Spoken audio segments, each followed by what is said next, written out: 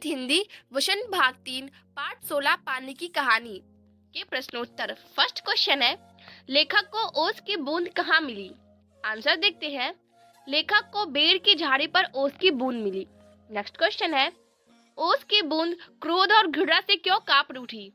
Answer देखते हैं।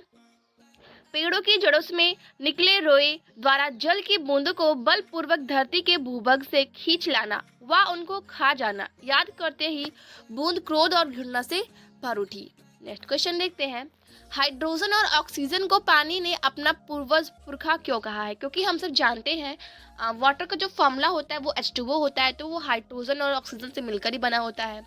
Hydrogen के 2 मॉलिक्यूल और ऑक्सीजन के 1 मॉलिक्यूल। ठीक है, तो आंसर देखते हैं।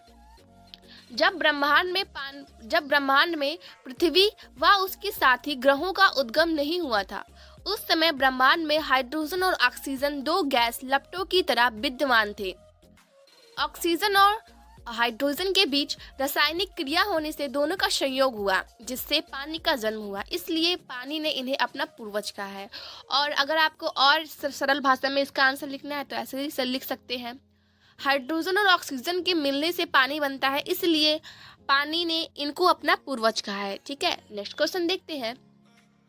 पानी की कहानी के आधार पर पानी के जन्म और जीवन यात्रा का वर्णन अपने शब्दों में लिखिए। तो आंसर देखते हैं। पानी का जन्म हाइड्रोजन और ऑक्सीजन के बीच रासायनिक प्रक्रिया द्वारा होता है। ये दोनों आपस में मिलकर अपना अस्तित्व समाप्त कर जल का रूप ले लेती हैं।